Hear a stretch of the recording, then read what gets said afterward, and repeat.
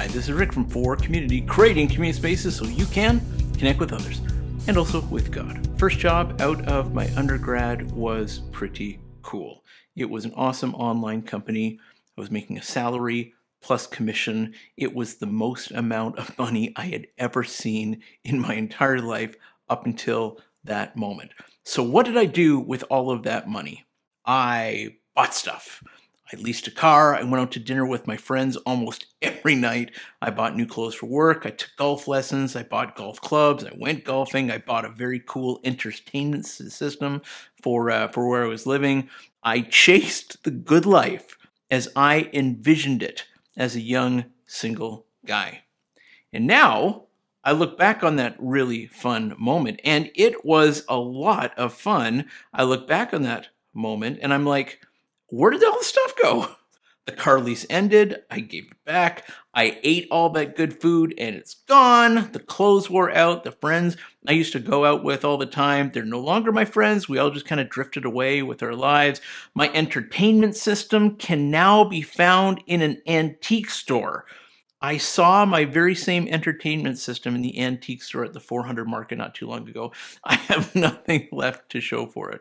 And as much as it was fun, I'm like, why did I do that? I mean, don't get me wrong, it was fun, but like, why was the fun so important that I pursued all of that just to not have anything right now to show for today? Too soon old and too old wise, as my friend Phil says. What about you? Can you think of a moment in your life when you were pursuing something, maybe like me, living up the good life, and you put a lot of work into it, and then now, just a little while later, you got nothing left to show for it? Would you please pause the video and share your story with whoever it is you're watching with? This video is based on my interpretation of 1 John chapter 2, verses 15 to 17. In this text, we read about the idea of chasing something with great intensity just to be left empty-handed. I'm going to share with you something that may help you make sense of why we do what we do. 1 John chapter 2, verses 15 to 17. Do not love this world nor the things it offers you, for when you love the world, you do not have the love of the Father in you. For the world offers only a craving for physical pleasure, a craving for everything we see, and pride in our achievements and possessions. These are not from the Father, but are from this world. And this world is fading away along with everything that people crave. But anyone who does what pleases God will live forever. Oh, hello. What type of smoothie would you like? Kiwi, please. Coming right up. Okay, here you go. Thank you. You're welcome. Don't forget to watch this week's episode of Connect HQ. Okay. Here's the focus I'm going to be talking about in this video. What is up with my instant gratification cycle? This text looks at something about where we put our priorities and also tells us about what not to value. But underneath this text is really what I want to look at. I'm reminded of this really cool illustration that I use with my clients sometimes. It helps us all understand why you and I get caught in an endless cycle of pursuing happiness just to be left empty-handed and just generally empty. I'm hoping that I'm going to help us to understand what's up with it. Is it bad? Is it good? And if it's bad, how do we get out of it? First, let's just look at the basic nuts and bolts of what the text is saying, just from a surface level perspective. Permanent versus pleasure is really what's at stake here. The text says, this world is fading along with everything that people crave, but anyone who does what pleases God will last forever. Now, thinking the word love at the very beginning of this, that you can't love this world, really needs a little bit of attention here. Because we're called to love our neighbors, and we're called to love our families. We're called to care for our animals. We're called, in Genesis, we're told that we have the responsibility of caring for this world. So what's up with the word love here? This text isn't about hate for the planet, hate for our motorcycles, hate for our wardrobe. It's not about anything like that. John, in 1 John, speaks in either or language to highlight how big a deal our connection with God is. So his point is that nothing should come close to comparing with the priority that we give to God. That doesn't mean we're world and stuff haters and destroyers. It means that we keep things in perspective. In a hyperbole kind of way, John is trying to tell us here to ground ourselves with the perspective of eternity to make sure that we don't wear ourselves out on the endless striving and pursuit of happiness that leaves us empty. So here's the simpler version. You can go ahead and chase your career, sports, car, nice bike, board games, virtual pinball table. I got one of those, it's very cool. Campers, houses, condos, promotions, income, whatever, all of the above, all of it. Go ahead and chase it. But as you're chasing it, remember this. All of it will be gone in just a little while. And I mean all of it. We either leave it behind or God comes back and does whatever God's going to do to create something new that doesn't fade away. Our choice to follow Jesus is the most important choice that we can make because it's the one choice we make that will last forever. So don't take the word love at face value like we can't love anything else but God. It's not telling us to hate anything. It's not telling us to hate everything and nothing matters. It's part of John's either or stark contrasting language we find throughout this letter. He uses it just to draw our attention to what's really important. If you've been a Jesus follower or going to church for a long while, this idea is not new for you. That's just the basics of the text. But here's my question. Why? Why do we do this stuff? It's not rocket science. This is something that most of us, I'm guessing, we all just understand, or we have grown to understand as we have matured. I don't need to say, let's be mindful about how we interpret the word love, because it's pretty common sense that this text isn't talking about planet hating. It's pretty common sense what the text is talking about. So why is this happening to us? Why do we get stuck in a loop where we know that prioritizing what is permanent is obviously the good thing to do, but instead we get stuck in a cycle of pleasure achieved by instant gratification? What is going on with this? Well, I hope I've got a good resource for you that's going to help you out. So here's the second thing I want to talk about. I want to talk about exiting the cycle. On the screen now is a graphic, and you'll notice it has a left side and a right side. On the left side, you see this little dude waving hi to you, and the top title says Perception Today. On the right side, you see this other little dude with a cape, like it's the ideal person we want to be, the superhero kind of thing. And you see at the top, it says Future Vision. Okay, there's just two sides, left side and right side. The loop that we get stuck in around this whole instant gratification loss thing is on the left side. The more content we have on the left side of this graphic here, the more we're going to get stuck in an endless loop of building our self-esteem. To help us understand this loop we get into, all around instant gratification, all around pursuing something that doesn't last very long, I want you to notice a phrase on the left side that says current state. Our state changes all the time. My state at one point is happy, or my state can change to sad pretty quickly, or my state can change to mad pretty quickly. If I'm sick, my state turns to like man-child as I want to be nurtured back to health. State changes all the time. So the pursuit of happiness is an empty pursuit because happiness does not stick around for very long. Happiness gets replaced. Now here's the thing though about the cycle, about what I'm sharing with you.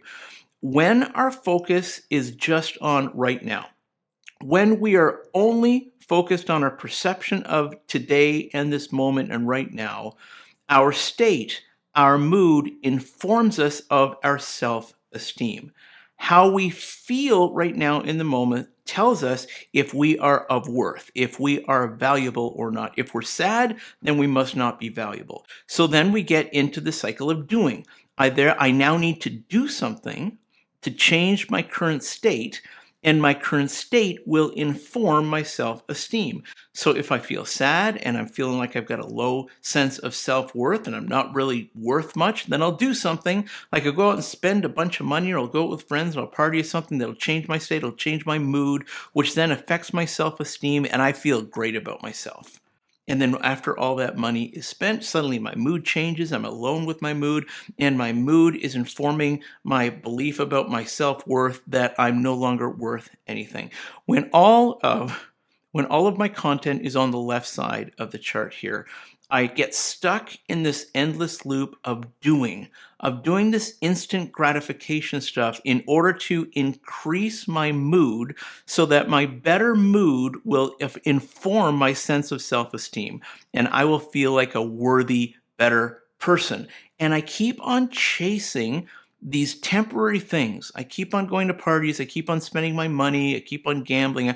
Whatever it is for you, I don't have a clue what it is for you. Whatever it is for you, we are chasing the pursuit of happiness so that it informs us that we're good people, we like ourselves, and our self-esteem gets increased. This is the cycle we get locked into if the left side of the graphic is where most of the content we have is. The right side of the graphic is our future vision, where we're going. What we believe is the ideal person that we want to be, not here and now, but in the future. So you'll notice on the right of this, it says ideal state. This isn't about current state, temporary state, it's about ideal state. This is, I'm looking toward a life in the future where I feel fulfilled, where I feel like I'm giving back, where I feel like I am being challenged, I've risen to the challenge, I'm doing what I want to do, my marriage is fulfilled, my kids are happy, whatever that vision is, ideal state.